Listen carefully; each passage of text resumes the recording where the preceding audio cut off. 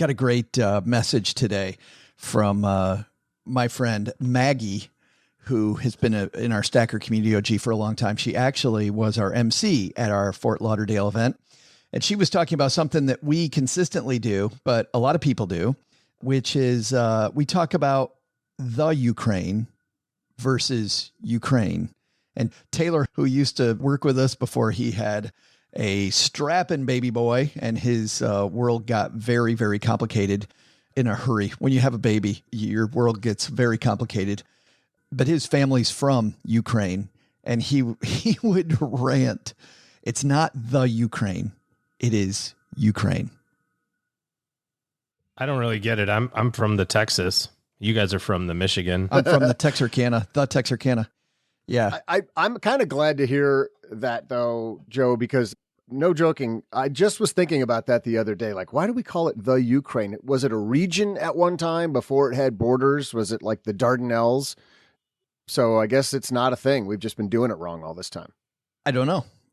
But I do know this. I know there are people protecting us that are in harm's way. So on behalf of the men and women at Navy Federal Credit Union, the people making this podcast, let's send a big shout out to our troops this week. Stay safe, people. And let's all go stack some Benjamins together. Also, sir, I'm a tremendous fan of the host of Wheel of Fortune, Mr. Pat Sajak, I must say. Over the years, I've sent him over 40 letters of encouragement. Because I would imagine that he would be like a pretty decent guy, huh?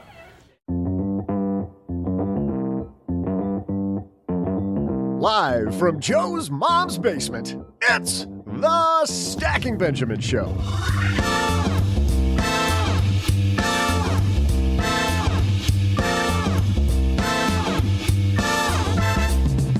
I'm Joe's mom's neighbor, Doug, and do you feel like a financial grown-up? Today, to help you make sure you don't end up like Joe's mom with your kids still living in your basement trying to make a living as an influencer, we welcome author of Launching Financial Grown-Ups, Bobbi Rebell.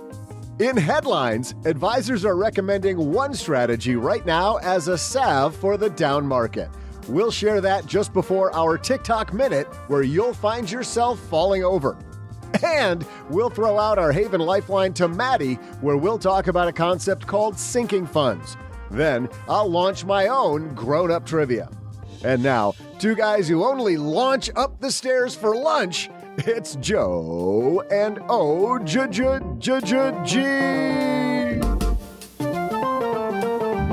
Hey there, stackers, and happy Monday to you. I am Joe Saul-Sehy, High Average Joe Money on Twitter, and recording this from a hotel room in Americana. I'm collecting them all, I think, but holding down the fort next to Doug at the card table in the basement, Mr. OG here with me. And I have to hold down the card table when he plays dominoes. He is ruthless. It's horribly ruthless. Flips it over. It's a full contact action sport if you do it right. It's pretty crazy. And by the way, isn't it pronounced salve? Like, why do you put an L in a word and not use it? That's just wasteful. It's salve. Yeah, where in the English language do we have pointless letters in words? Nowhere except that word. Never happens. That is the one, salve.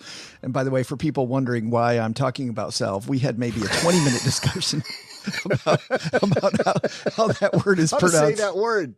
Yes. Most money nerds go on and on about Roth IRAs. We'll do that later. For now, it's about salve. It took me like 4 takes just to say that correctly. We still don't know if it's correct. We're still debating that. They'll be debating that forever. You know, they say, Doug, that some say tomato, some say tomato, but who the hell says tomato? Nobody says tomato. There's no. Well, my butler does. Oh, of course. Yes.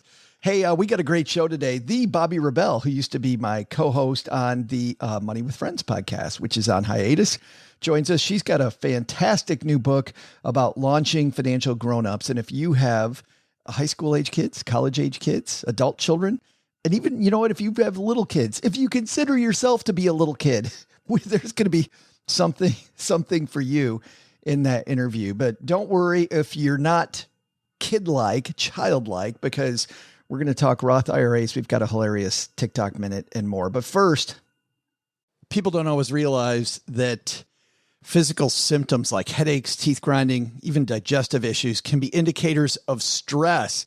Let's not forget about doom scrolling, sleeping too little, sleeping too much, undereating, and overeating. Stress shows up in all kinds of ways.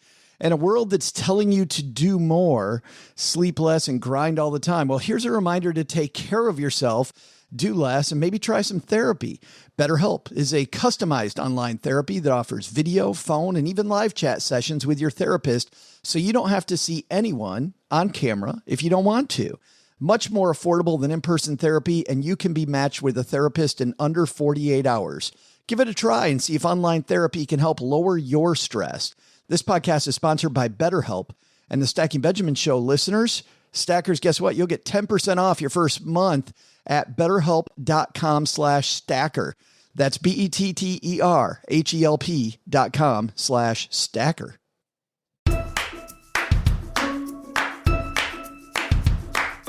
The American workplace was changing even before the pandemic. Now those changes have been thrown into stark relief, along with our notions of where work fits into our lives. I'm Tess Vigland, host of the Wall Street Journal's new podcast, As We Work, the show about work relationships, money, ambition, and more. And I hope you'll join us for this conversation. That's As We Work from the Wall Street Journal. Oh, gee, we got Bobbi Rebell waiting for us, so I think it's Rebel. Do you pronounce the second L? It's so confusing, this whole language thing. Bobbi Rebell coming to join us. There it is. Put some salve on those wounds. Let's move. Hello, darlings. And now it's time for your favorite part of the show, our Stacking Benjamin's headlines. Our headline today comes to us from Investment News, and they always say, OG, that when life gives you lemons, let's make some lemonade. Investment News covering that today. This piece is written by Jeff Benjamin. Jeff writes, stock market pullback puts spotlight on, wait for it, Roth conversions. With a confluence of events from spiking inflation and haphazard government spending policies to geopolitical unrest, driving equity markets lower, financial advisors might be able to provide some value add by turning their clients' attention toward the upside of Roth conversions during a down market cycle. I love this. Okay, I know everything sucks right now. I know that we've got tensions worldwide. There are people having all kinds of horrible life events. But here's how you can get rich. This is it. You ready to cha-ching on this action? We will do a Roth conversion. But for people that don't know about this, and certainly we want to be mindful of what's going on around the world, but still, OG, you know, the stock market, when I think about the stock market, I think, of course, there is all these horrible things going on, but I also think there's a bunch of really dumb people that think this is a time to sell, right? That this is a time to sell your stuff. And if they listened to the Stacking Benjamin show the last decade, they would know this is a time that you hold. So while I do not want to take advantage of things going on around the world, I do want to take advantage of the fact that there are people who had money in the wrong place and now decide it's time to sell their stuff. So let's bring that. Well, notwithstanding, obviously, war and the atrocities of that, it could be going down also because of inflation or because of, you know, any other number of things. 2 years ago this month, the stock market was down 35% because of the beginning part of COVID. Yeah. You know, so there's always going to be, you know, some reason why there's ups and downs in your portfolio. And I think it's important to recognize that there's times to do something about that and times to not do something about that. And certainly my antenna goes up a little bit as we cross different thresholds, as we kind of cross the minus 10% threshold, as we cross the minus 20. And, you know, if we ever get to the minus 30 number, you know, just kind of really eyes wide open at that point. And it's very, very, very hard to do that. You know, because it's not like that happens absent everything else in your life. You know, it's like usually when does the stock market go down? When there's other crap going wrong, like you lose your job, or like a couple of years ago, there's this big health thing going on. Like our attention isn't focused on the money at that time. And it's one of those things that can get very, very quickly derailed because we go, okay, there's one thing I can control right now, and that is that doesn't have to lose money anymore. And so I'm going to take that and I'm going to put it over here, and I know it doesn't lose money, and now there's one less thing to worry about. And I think what we're trying to say is you don't have to worry about it anyway. If you've got a time horizon of 10 or 15 or 20 or 30 or 40 years, this isn't the time to worry about the ups and downs of your portfolio. If you have extra energy, if you have extra processing power, going on up there, and you want to do something about it or do something, I guess, maybe because of it, then there's some other things that you can do in the meantime, like Roth conversions, to kind of, for lack of a better term, take advantage of the situation. A guy named David Deming says they regularly initiate more than 100 Roth conversions annually, but that is, of course, increased as the market goes down. Let's talk about a Roth conversion, OG. Just go through the not even the tactics. Let's talk about the mechanisms. How do you get that done? And they talk here in the piece about the fact that a lot of people avoid them because of the fact that there's a tax bill that comes with it. Walk us through how this Roth conversion thing works. When you think about a Roth conversion, what you're trying to do is you're trying to take money that is growing tax deferred, but you haven't paid taxes on yet. And you want to turn it into money that you'll never pay taxes on again. And so there's not any place that you can never pay taxes on money ever. You have to choose your own ending here. Do you want taxes at the beginning or do you want taxes at the end? And with a Roth, you're saying, I want to pay my taxes right now. But the money's in a place where you haven't paid taxes yet. So the IRS wants their cut. You've got to pay the piper. And what makes a Roth conversion attractive at this point is because if you believe, as I think a lot of people do, that the stock market will rebound at some point in time, whether it's next month or next year, eventually it will go back up again. You're effectively trading those dollars for that 10% decline. You're getting out of your IRA, which is going to cause you a tax bill. You're putting it in a Roth where it's going to grow tax-free forever. And, you're kind of arbitraging the difference there. So basically you're moving money that's going to be taxed in the future to never taxed again, but you got to pay taxes along the way. And I think there's a couple of things to note here. Number one, you can't undo it. You used to be able to undo those things. You'd say, well, I changed my mind. You can't do that anymore. So it really is kind of sort of very important to get the timing right if possible. Secondly, you don't have to do, it's not an all or nothing thing. If you've got $100,000 in an IRA from an old job, you don't have to say, well, geez, I don't want to convert this. It's going to cost me a whole bunch of money. Just convert 10,000, convert 5,000, do it over the next 10 years and do 10,000 a year or whatever you want to do. It's not an all or nothing proposition. And I think the other thing that really makes it more attractive versus, kind of the two sides of it here is if you can pay the tax bill for money outside of your IRA, that makes it more attractive than if you have to dip into the IRA. So let's say that you have $40,000 and you're going to convert $40,000, but the tax person tells you it's going to be a $10,000 bill.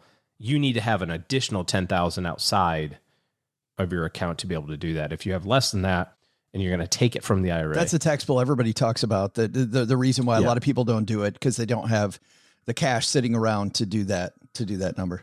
Right, exactly. There's a piece of this that talks about what to invest in.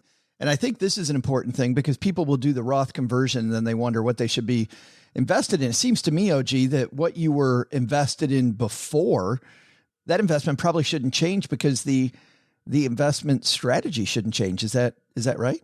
Yeah, and you don't want to be out of the market for very long either, especially with the volatility. Some places will allow you to convert shares, so you can just say, I have a 100 shares of ABC Growth Fund, just convert that. And then whenever they convert it, that's going to be the tax, the amount that's counted on your tax bill, which is probably a better option.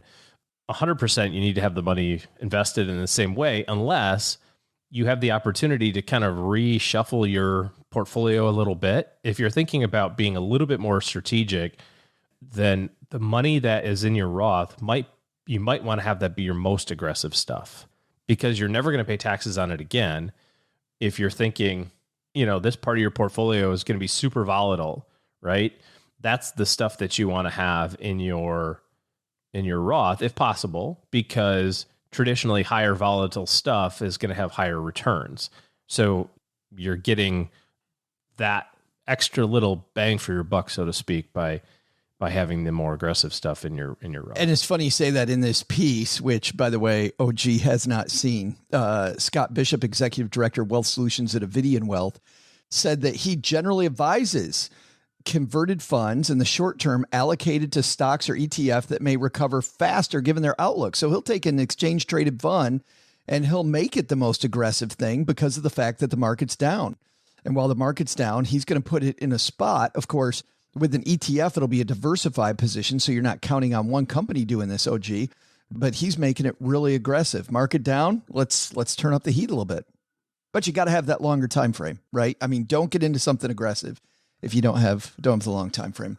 Another piece on this is, of course, a lot of people make mistakes when they do Roth IRAs. And I found this piece from Investopedia, which is 11 mistakes to avoid with your Roth IRA. We want to, of course, avoid these. Number one mistake, by the way, is not earning enough to contribute.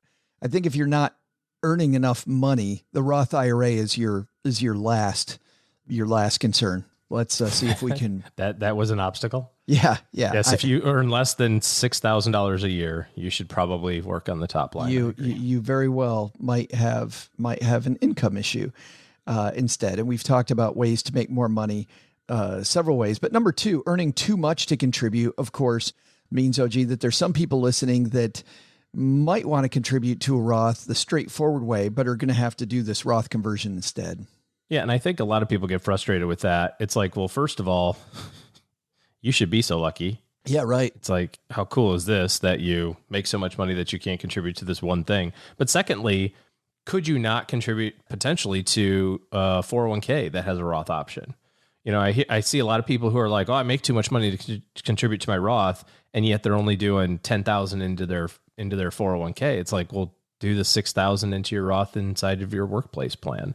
So sometimes there's options there. If you're contributing in all of those places, then yeah, you can do a non-deductible contribution and then look at doing a conversion potentially.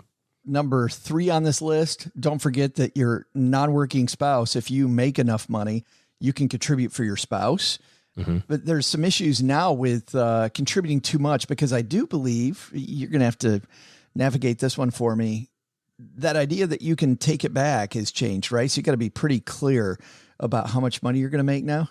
Well, your contributions you can figure out, right? You know, so if you end up getting a bonus at the end of the year that kicks you over, there's no problem in going back and doing the withdrawal. It's called a recharacterization. The problem is that you can't redo or undo, I should say, conversions. There used to have some flexibility there, but not anymore. Yeah, recording early, not enough coffee. That's it. Number 5, withdrawing earnings too early. Of course, you have to understand that some of the money can come out, some of it can't. Roth IRA owner must be 59 and a half years old and have owned the account for at least 5 years. So if somebody contributes at 58 for the first time to a Roth IRA, their rule is not a 59 and a half rule. Yep. Which makes it even more important to just start that Roth as soon as you can, even $50. Yeah. You know, start it when you're 18 and then you've checked the box when you're 23 and you never have to think about it again. It's done. Next is breaking the rollover rules. We covered some of those. And then number 7, this is a big one, rolling the money over yourself. If you're going to move the money over, how many times have you met somebody that got this wrong, that took money as cash, didn't check the right boxes?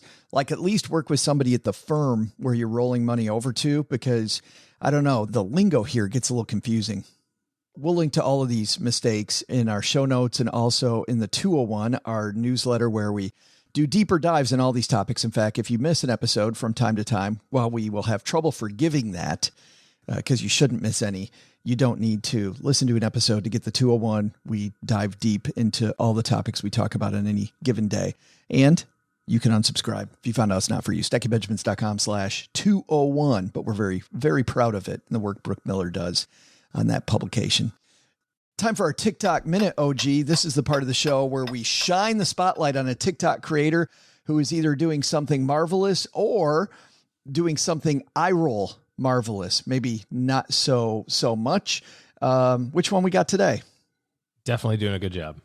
You know, you ever do those team building exercises at work where the boss decides to get everybody on the same page and we're going to help each other out? These are always Doug's favorite things when we do these in the basement. And we all get successories at the end. Yes. With the cat. It's like, hang on. You can do this. I just like the part where OG trust falls back into me. Well, this is a trust fall at a workplace. This gentleman gets up to do his trust fall. And, well, just so you know, because we're, of course, audio only, he closes his eyes at the beginning to get ready for the trust fall. Close your eyes. All right, and then everybody fill in, and we're going to ask you to fall, and then they will catch you. So you have to trust us. So I'm going to count to 3. Just relax and fall, okay? 1, 2, 3. No, wait, no! And he falls forward, and everybody's lined up behind him. Bad day for the trust fall. That's something that I shouldn't have played that with Doug here. We should have totally done the trust fall and lined up on the opposite side. You think I would have fallen for that? Oh, seriously, nope, that's the wrong one. There we go. That laughter goes on forever. Do we see the guy actually hit the ground with his schnoz first, or does he go out of view and there's probably a big, huge airbag down there? Oh, yeah. He goes out of view. You see him go halfway while the guy's yelling at him. Yeah. Yeah, so, okay. That's a setup. Oh, skeptic. You're a skeptic of the TikTok? Highly skeptic. What? You think TikToks might be fake?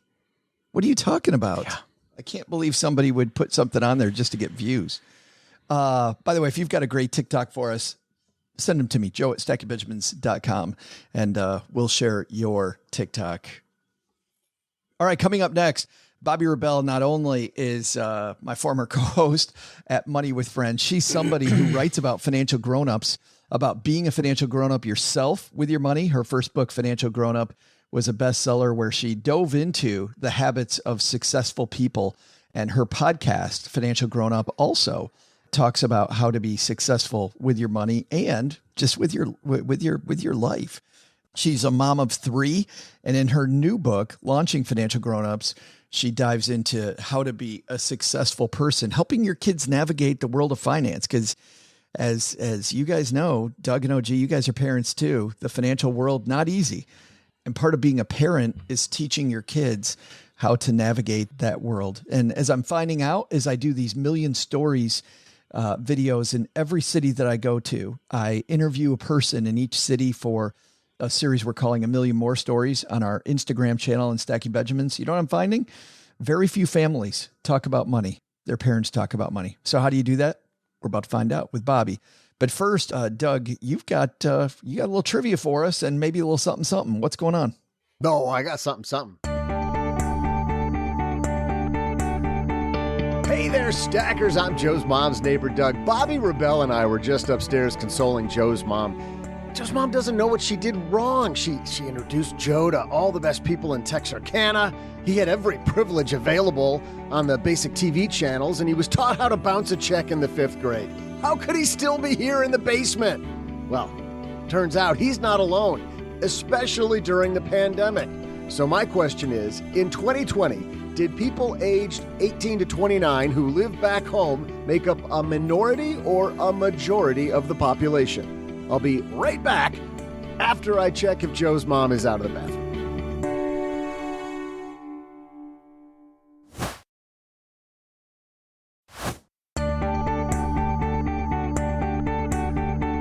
Hey there, Stackers. I'm Dad's car borrower and bathroom hog, Joe's mom's neighbor, Doug. In January of 2020, aka the end of the before times, the number of young people who lived at home was at 46%, according to Pew Research. But during the peak in July of that year, more young people lived at home than did during the Great Depression. So did the people who moved home make up a minority or a majority? Well, at 52%, for the first time in a century, a majority of young people, along with one very awkward dude in his 50s, are living at home. And now, to help young people launch back into the world as financial grown-ups, Bobbi Rebell. It's Old Friend Day here in the basement because Bobbi Rebell is back. Where have you been? I've missed you. I've been writing a book, just like you were writing a book, right? Isn't that weird that we were writing books at the same time? We were. Well, at one point they were going to come out. Maybe it was the same day, but it was definitely, they were both supposed to come out last October. We both failed at that. I failed more than you, but they're both now. Well, yours is out.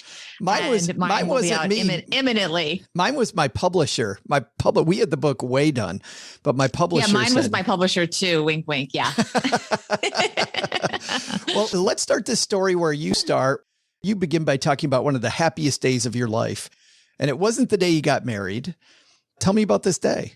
Oh, it was epic, Joe, because my 24, she was 24 at the time. She's now 25. My stepdaughter, Ashley, who plays a big role in the book, she was signing paperwork and buying her very first home, something that she had worked at since she was 13 years old. And to accomplish that at 24 as a parent who had raised her and gone through many ups and downs with her, I was just so proud of her. And I was also really happy for our family because especially when you have multiple kids, as the oldest kid, she was really setting an example for the rest of the kids that it's not unachievable to be a homeowner at a young age. It's just you really just have to focus and make a decision and make choices that you stick to. And it's been really interesting the almost year since that day happened. It was May of 2021.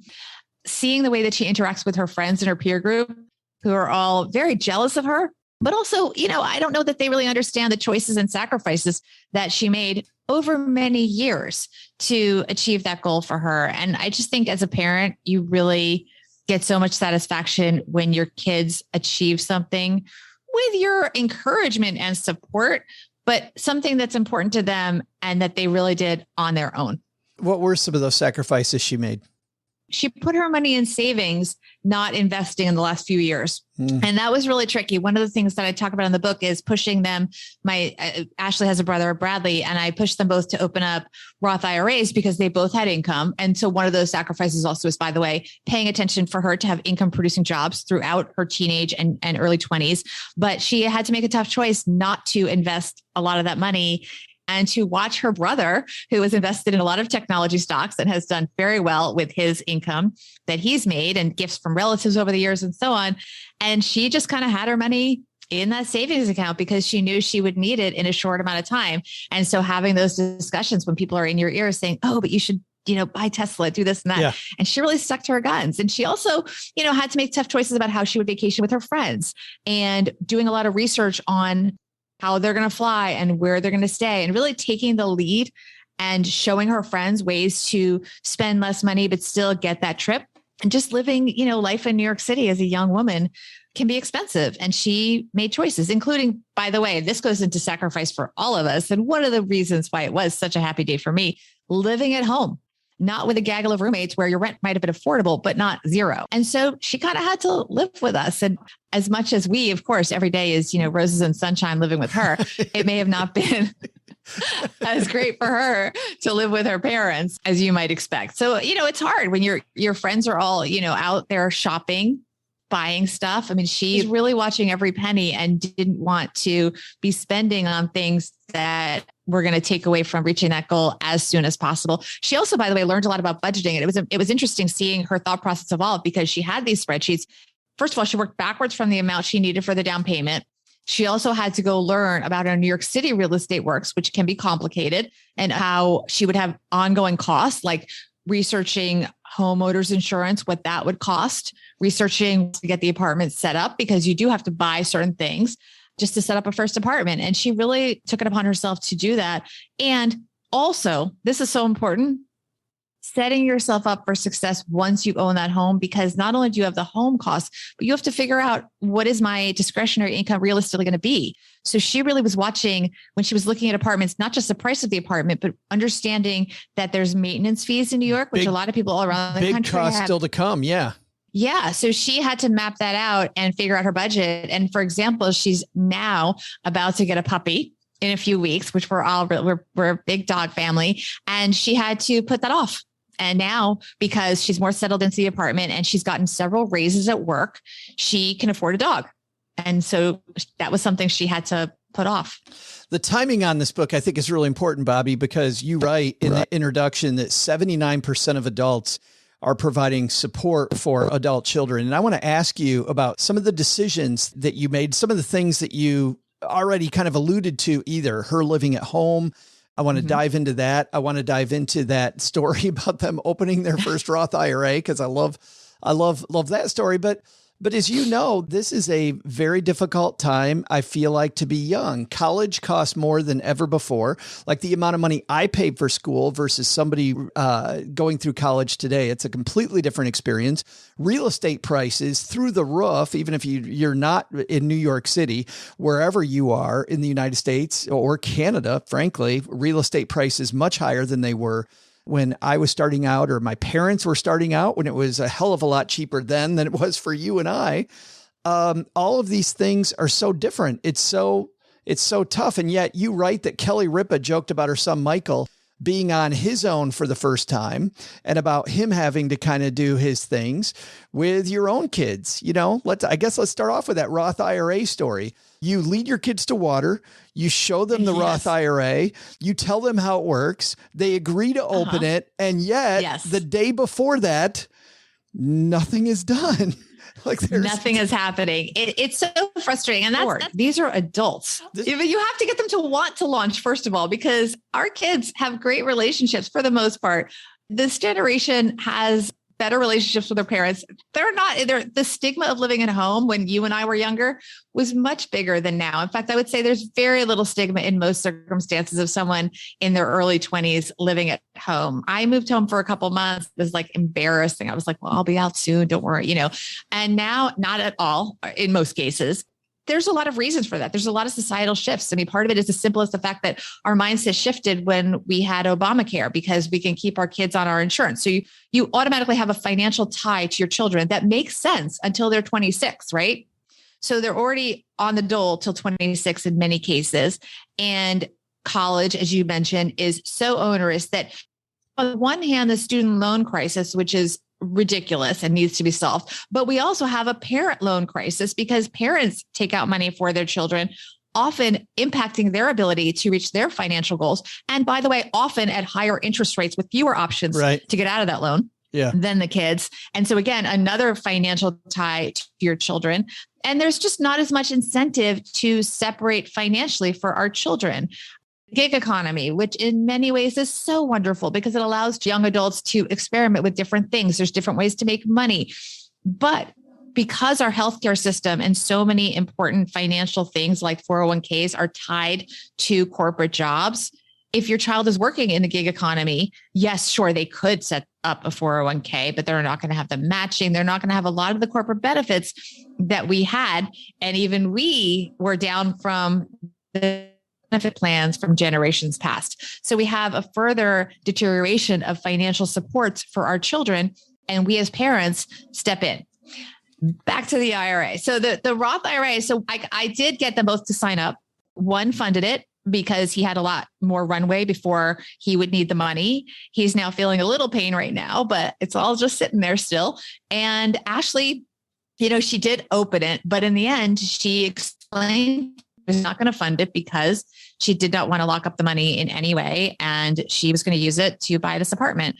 And that goes to the point that every kid has different needs. And as long as you're communicating to them and discussing with them what they're going to do, you have to kind of respect their choices and let them do what they want to do. But yeah, it's hard. And the follow through is one of the important lessons of the book, that if they say they're doing something, sadly, don't assume.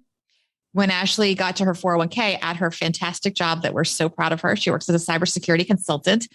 That's my term, not hers. She has a much fancier title that I can't really understand. But she has a really fancy job, which, by the way, she was originally going to be a teacher. And she decided she wanted to own that apartment in New York. And she really figured out lifestyle wise where she had to be. And she changed her career path in college to be able to do this cybersecurity stuff. She said, yeah, I got it. I did the 401k. I'm all set. And I said, let me see it. And it was not actually invested in funds. She had funded the 401k, but not picked funds.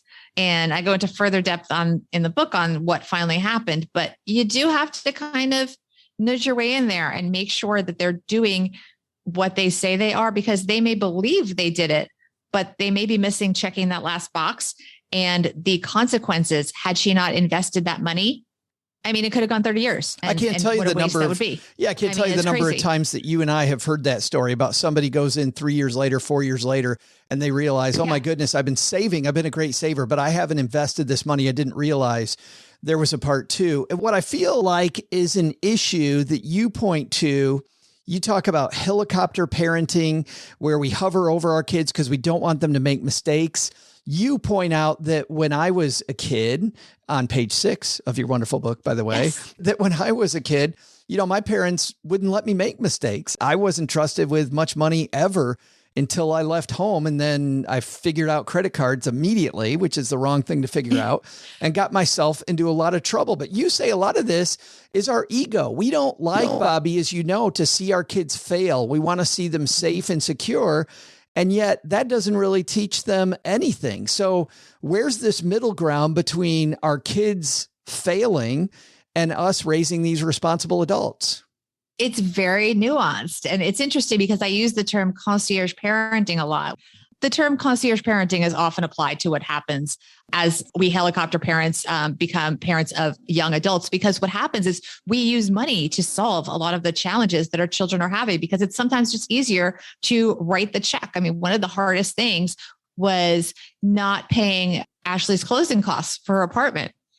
We were like, what if she doesn't have enough? What if this happens and she's just like a small amount short?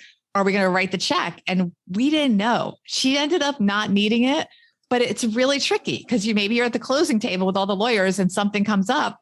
What do you do? It's always nuanced and it is tricky. What I like to say is try to focus on your kids' wants, not needs. In other words, go out for a spa day, pay for dinner when you're out, but don't pay their rent. If your kid needs a little boost with the down payment for their first home and you can help them, that's fine. But make sure that it's not stretching them to a home that they won't be able to afford down the road. And then you're helping them with mortgage payments. In other words, make sure the mortgage payments are a size that's going to be totally doable. So you're not in the continuous financial support cycle. But I also think it's really important to understand, as you talked about, things are really hard for our kids. And there is nothing wrong with giving them your support. And some of that can be financial if it doesn't disrupt your own financial goals, and you can help them across the finish line with something that they've thought out that's important to them and it's going to help them be more financially secure in the future. You talk about being a stakeholder in your kids' success. And I love that term stakeholder, like you're on the, you own stock in your kid's future, or you are on their board of directors, where it's much less about being their friend. It's much more about, hey, my job is to see this company succeed. If I own stock in Apple, I own stock in my kid. I want them to succeed. And if they're messing up, I'm going to tell them. Like, I feel like that word stakeholders really gives you a whole better frame, the way a lot of parents frame their relationship. Yeah.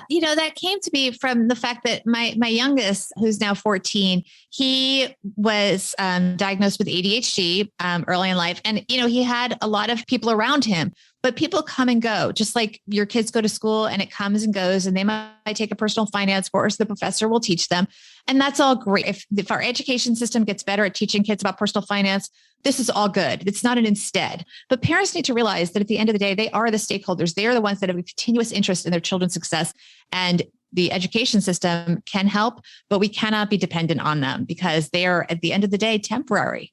They don't have a stake in your child succeeding the way that you do. And that also, it's part just, we love our children, but there's also some really practical things. If your kid is not succeeding, what's that expression? You're only as happy as your unhappiest kid. So, you want your kids to be happy, but also financially, you don't want to be supporting them for their whole life based on a need, because that's going to impact your financial goals. And also another thing that I talk about is that we can't always talk about a scarcity mindset and people that are in financial distress. You may be very successful as parents financially and be very comfortable and be leaving your child a big inheritance. But I share some very upsetting stories about kids blowing inheritances, very large inheritances. There's no amount of money that a kid cannot blow, and very quickly. So if you are wealthy and you are happily supporting your child and letting them follow their passion and dabble in whatever interests them, that's lovely. Can they protect your money when you're not there to protect it? That's the big question. If they're not, it's very important. And one person I speak to as well talks about the fact of the importance of having a third party involved, because the truth is there are cases where your kids are not going to get there in the time frame you need, and you might be worried. And so you want to put up guardrails for your children to protect them, sadly, from themselves, right? If you have assets and you want to, for whatever reason, it's just your parenting philosophy, you're going to just support them forever, be careful. Make sure you put guardrails in place to protect them. Yeah, one of those things that we would do when I was a financial planner is children would not get all of mom or dad's assets right away. If they had a substantial amount of money, maybe a third at 25, a third at 30, and a third at 35, so that they could totally mess up the 25 stuff and mess up even more the 30-year-old stuff and still have something left, so that hopefully they learn from that. And obviously, to your point, you can't protect them forever, but that gives them some stuff. And by the way, there was also always a workaround. You talk about a third party. Kids could still use it early if it was for specific things, but they had to go through an intermediary until that time to make sure that they got it. So I love that issue. I want to talk about the other side of this, though, which is, this isn't just about coddling kids and about kids that needing to be coddled and the idea of we're attached to our kids till 26. We want to be friends with our kids. There's also going back to that original idea that it's a hell of a lot more expensive out there now than it used to be. And you talk about you going back home. Mm-hmm. You talk about your daughter saving money by living at home. And yet you also write in the book, Bobbi, that having kids be independent and living away from home is a really good thing. So how do you couple those two together? Your daughter living at home with you kind of like the idea of them not living at home. It's a delicate balance. I'd like to think of it as seasons of your life when for certain periods of time. One of the toughest challenges I had was I got divorced at age 30 and I didn't have financial distress in any way. I was fine financially, but I did move home because sometimes there are times when family is just where you want to be. And so it's important to separate financially, moving home for financial reasons in distress without an exit strategy from being a healthy family and being there for each other. What you want to avoid is the latter. You want to avoid having your kids move home because they're in financial distress. And if they do, you need to be very clear that there needs to be an exit strategy and map that out with them. And it may not be one that they're that thrilled with, because one of the challenges is that by definition, we are in many cases, the parents are more financially secure than their late teen, early 20s kids, right? But we have lifestyle expectations that we sometimes impose on our children. So they're used to living, let's say, in a beautiful suburban house like you're in, and they want to live in a dump with 3 roommates because that's all that they can afford. We need to tell them, no, this is the life stage you're in, and this is how you're going to be. And sorry, you can no longer afford organic everything that's grass-fed butter. And, we're going through this with my son who's going to graduate from college. We basically said, you're going to be on your budget and you're going to have to make choices, but you have to have those tough conversations with kids and help them understand that life is expensive and they have to make the decisions to get them to the level they want to be at, or course correct and live within their means. On the other side of this equation, for parents listening that don't have the means to do this, you make a good point. It's the educating that's the important piece. I mean, helping your kids by educating them and showing them the way that you do things, even if your money is a mess. And it's funny, it's not about whether your money's a mess or not. Let your kids get these lessons along with you. I love that because I have made so many money mistakes and I joke about them now, but come on. I mean, we all have our drama, and, we can air our dirty laundry what's the expression, till the cows come home. It's really good to be a little bit transparent with your kids when they are at the right age to understand it. And we can compare generations and hem and haw, but it's not easy for any generation. I learned in the course of writing this book that even my parents had struggles that I did not realize. And out of respect to them, I'm not going to tell you all of them, but I always just thought they magically have money to cover everything. Little did I know that it wasn't a given, that I ended up going to private school, but it was not so easy. And my father, he drove a beat up old car to the train because that's what they could afford. And they chose where they lived because that's what they could afford. They did not live originally where they wanted to live, and they eventually upgraded, but they didn't have it so easy. And I think COVID's been a real eye opener for a lot of young adults because you move home with your kids and a lot of things come out when you're living at home in your early 20s, let's say, than they might have before you went to college at age 18, because you're going to just see a lot more, especially when you're just home as we were during COVID. They see more. I saw that with our kids. I mean, we had Ashley and Bradley both home. They were, Bradley was a sophomore in college when they shut the dorms down and he came home. And then Ashley had just really started her young adult life and was home. And they saw a lot of stuff because they were just there all the time. And I think they learned that we definitely make choices. I mean, if you wanted to, I joked, we're doing a big bathroom gut renovation. We didn't go away for vacation because we spent the money was on the bathroom. Now, these are choices between good choice and good choice. We're choosing, but we had to choose. And I think it's important that whatever level you're at, we're very financially secure at this point, but we're still making choices between things. I would have loved to go on an elaborate family trip to the Galapagos Islands, but we are doing a bathroom instead. That's a choice, right? Yeah. And they also talk to you differently as they get older. I mean, I joke about the primal scream that came from Ashley when she got her paycheck for the first time. And she knew, she was ready. She had done the math and she kind of knew what the take home pay would be, but it was still a shock.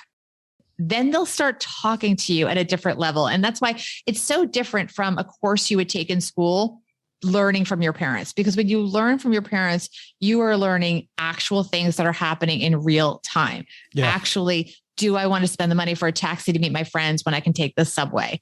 Do I want to suggest we meet for drinks instead of dinner and save money? Because people are very easily persuaded when you choose.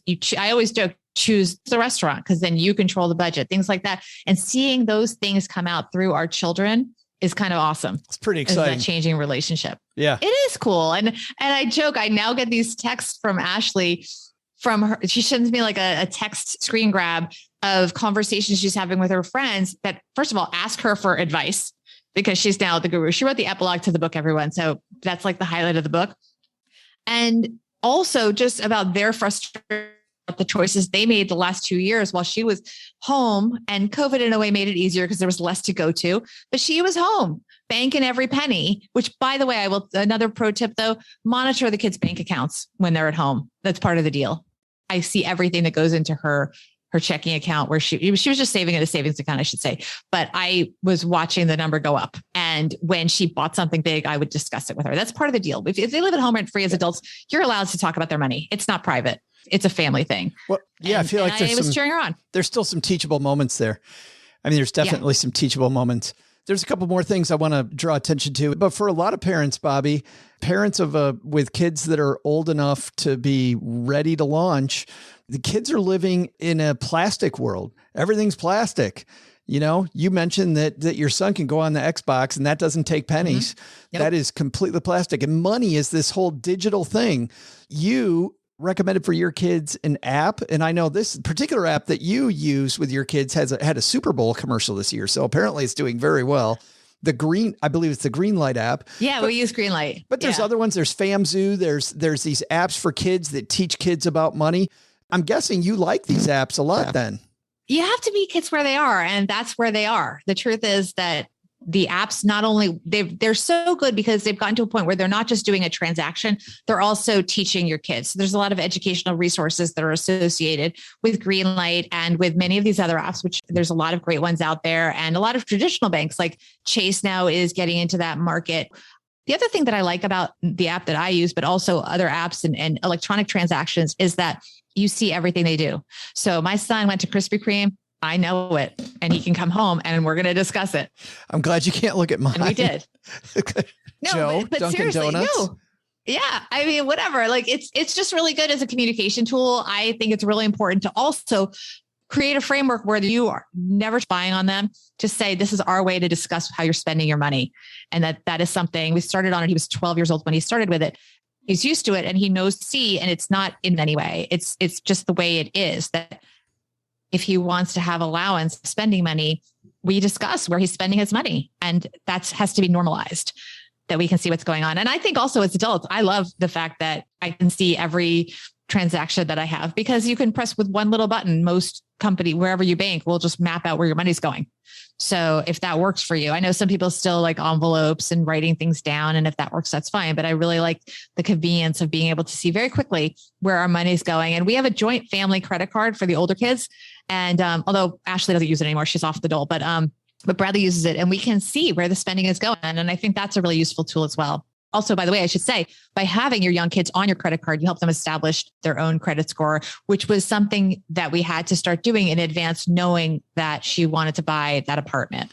But this is also a key thing too. I mean, I want everybody to hear this clearly. You're coupling it with parenting, right? Don't just put your kid on your credit card. It's got to be these teachable moments meets these situations. Because if you don't do that, your kid's going to run into trouble because you decided not to parent and instead gave them credit. And guess what? Then you're in trouble too if you don't combine the two together.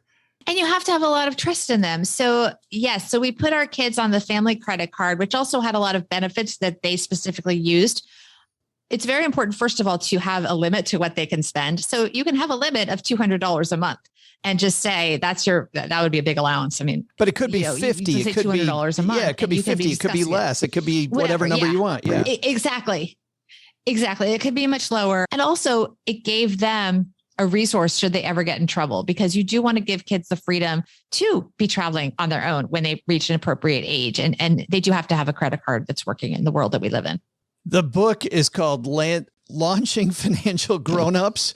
It's available everywhere this week, Bobbi, I'm assuming, right? Everywhere. Thank you, Joe. Well, thanks for hanging out with us and talking about launching kids, because it's such a difficult time, and talking to them like they're adults. And I think, there's so many lessons, but remembering that your kids do better when you do well, I think is a huge lesson that so many people need to learn, among many, many others. But thanks for hanging out again in the basements like old times. I know. It's so great to be here. And thank you so much for having me. Hey, this is John in Seattle. And when I'm not telling terrible dad jokes to anyone who will listen, I'm stacking Benjamins. Big thanks to Bobbi. Love getting to hang out with her again, OG, for just a few minutes. But this is an important issue, just how you talk to your kids about money and being okay with them making some mistakes early. My big issue, and my parents were wonderful, and I got a lot of great things. I was very, very lucky to grow up the way that I did. But I'll say this, we didn't talk at all about money. And it was mostly because my parents didn't want me to make mistakes with money. And whenever I was going to make a $10 mistake, they made sure I didn't by stopping me before I made it. Totally agree with Bobbi that maybe giving them a little bit of that trust fall action with their money might do them a little bit of good. I think that's the whole, and that the whole gist of being a parent is you're trying to let them fail at the small stuff so they don't fail at the big stuff. But it's hard because, as you know, from working with people, we all feel like we're not perfect with our money. So why would I, coach a kid who we want to be better with money maybe than we are? I think we still have to coach. I think we still have to be okay with maybe sharing some of our mistakes so that kids don't make the same mistakes we did. Isn't that what Stacking Benjamins is? Like, here's all the stuff we did wrong. A lot of times. Try not to do this. Are you calling our listeners children, OG? They are our kids. They're our virtual kids. Yes. In the metaverse. Yes. In Web 3.0. We love you all the same. That's not true. You don't love all your kids the same. No. No. Are we getting real you now? love all your kids the same. You don't like them all the same. There's a huge difference. Yeah. And it's okay. You tolerate them all differently? Yes. Tolerate them differently, but love them equally. Absolutely. Hey, let's throw out the Haven Lifeline and tackle some of life's most important questions. Most important question is which kid? Our friends at Haven Life Insurance Agency, Doug, they put what you value first. Oh, I'll tell you right now what's on my mind and what I'm valuing is finally getting a TikTok filter that makes me look as handsome as Pat Sajak. When are they going to come out with that one? It's amazing the man crush you have on the Pat. God, he's witty, he's charming, and that hair. Oh my God, the hair. You could just run your fingers through that all day long. My favorite thing about Pat Sajak is the number of times in the past 12 months he's come unglued at people on the show. Like, really? You're guessing an E? Are you kidding me? There's no E in this damn word. He's reached that age where he just DGAF, right? Isn't that just does not give a... Yeah. Does not give a care. It. No cares. A care. I love it. No cares given. And his Twitter account is hilarious too. So is the it man really? is, oh my God. Yeah. He's hilarious. Yeah. He's worth making a filter for. I would download that fast. I have not seen that one, but I just, at first I'm like, wow, Sajak's losing it. Now I think it's a thing. Now I think everybody's like, hey, we got to get listenership up. Let's have Pat. Let's let's just bring somebody on this show that cannot spell. Or remember when all the politicians decided that it would be cool to swear? Yeah. And they all started saying like, and damn those taxes. Like, That's right. whoa, hey, whoa. And then Fix somebody the damn roads. they had to kick it up a notch. And then there's somebody who finally we got somebody to say the F word. And it's like, whoa, dude, they're so awesome. They're so cool. They're like They're me. so cool because they swear. Pat Sajak and I have so much in common. The Haven Lifeline people are like, please stop. Please. Can you go back to that read? Hey, you know that thing that you're supposed to be doing for us?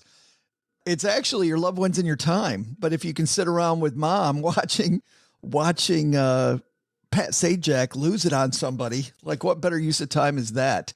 That's why you can spend less time working on your life insurance. They've made buying quality term life insurance actually simple. Go to stackingbenjamins.com/havenlife. You'll get a free quote. You can pause this right now, get it done, and you'll be back in a jiffy. They did not write that. That's all Joe. A jiffy. That's the magic of having the Salsi High attached. Their application is simple and online. You get an instant coverage decision. Prices are affordable. And of course, all policies issued by Mass Mutual, their parent company that's more than 160 years old. That's pretty old. A little older than Doug. Today, we're going to throw out the lifeline to our friend, Mattie. Say hi, Mattie. Hey, Joe and OG, Mattie from Tennessee here. I had a question about sinking funds. I'm looking to start about 4 different cash sinking funds.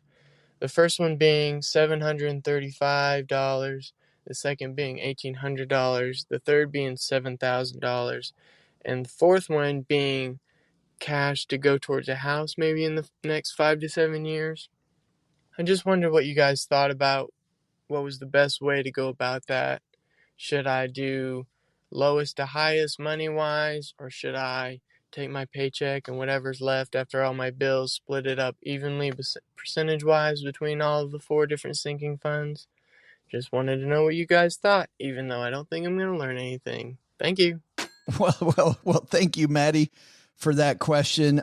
We should probably tell people what a sinking fund actually is all about, OG, because there's a bunch of people wondering, why do you have these 4 different buckets of money? What's Mattie maybe trying to accomplish here? I guess he's thinking, I've got these expenses in the relatively near term, almost like the YNAB stuff, maybe. Like I'm going to put money away for my house insurance. I know it's due in December. I know it's $4,000. So I'm going to put $350 a month into this account, knowing that I'm going to wipe it out. One of my favorite uses for this, to give people an idea, is where you make monthly payments on a car before you buy it. Have a monthly payment to yourself. Got it. Yeah. Into a fund, so that when you're ready to buy the car 5 years from now, you've been making payments, but they're not going out. They're staying in your pocket. Great use for me of a sinking fund. But let's dive in. He's got these 4 things. How does he prioritize them? Well, that's going to be entirely up to him, right? I mean, unless there's unlimited money, or at least enough money to make all of these things happen in the time frame that you want. If they can all happen in the time frame that you want, then it doesn't matter. Then just put them in however you put it in. But if there's going to be an issue with trying to figure out which one is more important, or there's too many goals and not enough money, then yeah, Mattie has to sit down and figure out which one's most important to him. I do agree with the fact, though, that if the money's going to be used over the next, 3-4-ish years, it has to be pretty comfortably in cash, despite the fact that it's going to get abused with inflation like we've seen lately. But you can't take any volatility risk in the market with that. So far be it for me to decide whether or not the $1,500 goal is more important than the $7,000 goal. I mean, that's up to him. I think probably the easiest is just to split up the paycheck and just say, I'm going to have these 4 direct deposits. One's going to go into my current account, and then these other 3, or, whatever the number was. Yeah, I do like the idea of taking it from the closest goal to the furthest in some ways, because of the fact that, what if he's got one of these that's not ready for him at the specific time? So doing them chronologically, like, I don't like that when you're doing it for your long-term goals, because I think that you give up on compounding interest. But if these are sinking funds where you're really not earning a lot in a bank account, why not plug the first hole first? Okay. Maybe. Mattie, thanks a ton for the call. And you know what? For being brave and asking a question. Mattie's getting a code from Mom's friend Gertrude. She's going to send out a code to Mattie for some of our amazing Stacky Benjamin swag. And it's been cool seeing stackers around the country wearing the swag. In fact, Jake in Seattle talking to me about how comfortable the shirt is. He had the classic Ben Franklin Aviator tee, which Jake, that's a cool one. Jake looked like $1 million in that thing. So good stuff. StackyBenjamins.com/voicemail if you've got a question for us, and we'll reward you with some swag too. All right, that's going to do it for today. Hey, thanks to everybody who's been joining us around the country. This week, as you're listening to this, we're going to be tonight, Monday night, in Charlotte. So Charlotte, North Carolina, can't wait to party with you. And then we will be also this week in Raleigh, Durham. That looks to be a hootenanny, as Mom says. Oh, my God. And 4 people just decided not to come. But why? Because a hootenanny? Because you said hootenanny. Hootenanny's a fantastic word. That's a great word. Great old man word. And then up to Norfolk, Virginia Beach. See, maybe some of our friends in the military there, OG, with the big base there. Excited to see everybody there. I get to see my cousin Peggy, who is somebody that I haven't seen enough of. So that'll be fun. StackyBenjamins.com/stacked gives you all of the tour. And we just announced where we're going to be in New York City. We announced where we're going to be in Indianapolis, in Detroit recently, in Kalamazoo, where I grew up. We just secured Hopcat in Kalamazoo. Should be a fun place for... maybe I will come to Kalamazoo. Hopcat's awesome. Yeah, should be a fun place there. And we've got a super special event in Chicago where we're at a private club. We're getting stackers into a private club. Yeah. Hey, all the rest of you stackers listening out there, step up your game. Match the guy in Chicago. David Hirsch said, hey, would you like to come to the Cliff Dwellers? High above the Chicago River, this beautiful place, pass. Not that excited about that. Yeah, I'm geeked about that. Going to be great. Anyway, Stacking Benjamin in Omaha, by the way, we have a spot in Omaha. StackyBenjamins.com/stacked. And please sign up so we can tell the venue that you're coming if possible. If not, just show up. We actually had that in Seattle. Had more people, OG, show up than signed up, which was... Isn't that the goal? Yeah, which was pretty cool. Usually the numbers are about the same. It happened in one city. Woo! Yes, it happened in Dallas too, as you guys know. You were with us in Dallas. That's true. All right. But the big thing is, if you're not looking for just new friends to hang out with, you really need to get your financial house in order. You know what? Upgrading your team is probably a better solution. OG and his team are taking clients. So if you want to think bigger, starting right now, StackingBenjamins.com/OG leads you to OG and his team's calendar where they can help you dream bigger. All right, here we go. Doug, what should we have learned today, man? So what should we have learned today? First, take some advice from Bobbi Rebell. Even though they're young adults, they still need your coaching and love. Have a money discussion with your older child today. Second, if you have a time horizon of 10 or 20 years, this is not the time to worry about your portfolio. It's time to think about maybe a Roth IRA conversion. But the big lesson? There was a lot Joe's mom could have done to prevent the situation we have today. She'll just have to wait for Bobby's next book, which will probably be called something like Retiring Financial Senior Citizens. Thanks to Bobbi Rebell for being with us today. Her book, Launching Financial Grown-Ups, is available wherever big boys and girls get their chapter books. This show is the property of SB Podcasts, LLC, copyright 2022, and is created by Joe Saul-Sehy. Our producer is Karen Repine. The show is written by the brilliant Paulette Perhatch, with help from Joe, me, and Doc G from the Earn and Invest podcast. After you listen to our show, check out the 201 Deep Dives written by our website manager and blog editor, Brooke Miller. You'll find the 411 on all things money at the 201. Just go to stackingbenjamins.com/201. Once we bottle up all this goodness, we ship it to our engineer, the amazing Steve Stewart. Steve helps the rest of our team sound nearly as good as I do right now. Want to chat with friends about the show later? Mom's friend Gertrude is our social media coordinator and the room mother in our Facebook group called The Basement. So, say hello when you see us posting online. Here's a weird fact. Both she and Tina Eichenberg are never in the same room at the same time.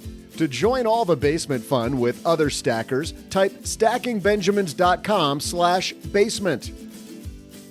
I'm Joe's mom's neighbor, Doug, and we'll see you next time back here at the Stacking Benjamin Show.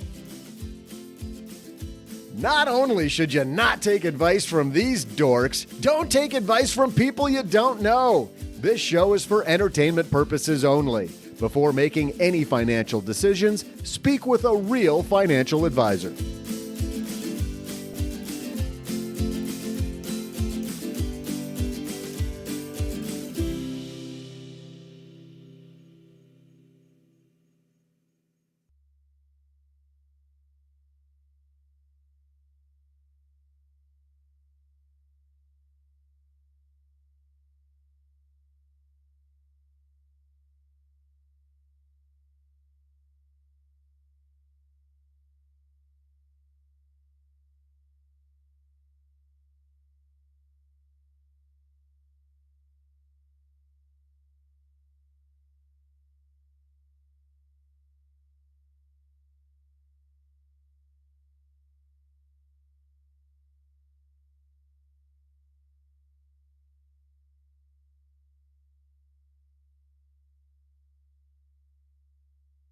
Welcome to the after show. You know, because of my little tour, we're in different places, and we're watching Doug come to the microphone, and he just spilled his coffee all over the place, OG. And hilarity ensues. Yeah, it wasn't just I spilled my coffee. I mean, this was a major catastrophe of epic Hollywood proportions because the entire mug fell off the card table, shattered into 48 pieces. I lost an amazing cup of coffee, which at my age, when you enjoy the simple things in life, a good freaking cup of coffee is the height of your day. And I lost my favorite trout mug, which is almost irreplaceable. But while you guys were talking, I did find one and bought it already. But I mean, it was a big, momentous deal. He's going to be without the mug for 3 days until the Amazon truck shows up. No, he probably did it same day delivery. No. Got those new drones they're working on. Well, I should have. If that was available. Let's listen in to OG and I listening to you. Oh, great. Trying to clean up the coffee mess. Which mug was it? Because you said it was your favorite. It's my favorite mug. I'm pissed about it. It was huge, and it was basically a brook trout. It had all the markings and coloration of a brook trout. Hey, irreplaceable then. It actually is. I think I searched for a long time to find that, and it was hard. I lost a great cup of coffee and a good mug. This is going to be hard for me to get over. I'm going to go shopping right now to see if I seriously, I got like one of the last two of those things. Oh, should I be looking at the script now? Yeah. Yep. Because I had pretty pressing things to attend to, but I found the mug. So okay, good. Yeah. That is that is the best news. I know. Yeah. Okay. And salve. Oh, so I pronounce this word salve, S-A-L-V-E. Yes. I put the L. Joe, you say it like I do, and Joe, you say salve. I say just a very light L. Yeah. Salve. I think the correct pronunciation is without the V. Without the V? Or with just call it Sal. Just call it Sal. Without the L. Without the L. Chill. Without the S. It's a sale. Just do it without the S. Alv. We should do that. I think it's pronounced Alv. All right, boys. Doug, you ready? Well, do we need to clap? Yes. The clapper. Ready? 3 and 3 and 2 and 1 and Your polka beat threw me off. Get an inside look at Hollywood with Michael Rosenbaum. Let's get inside of Kristen Krug. You would do anything if you love the role. If it was healthy, I would never want to hurt myself for a role. Because there's some roles, there's like that guy on Walking Dead, they say he would, he didn't shower a lot, he smelled on set. He wanted to be that kind of character. Could you see yourself doing that? What's the point? Isn't that what makeup's for? Inside of You with Michael Rosenbaum. Listen wherever you get your podcasts.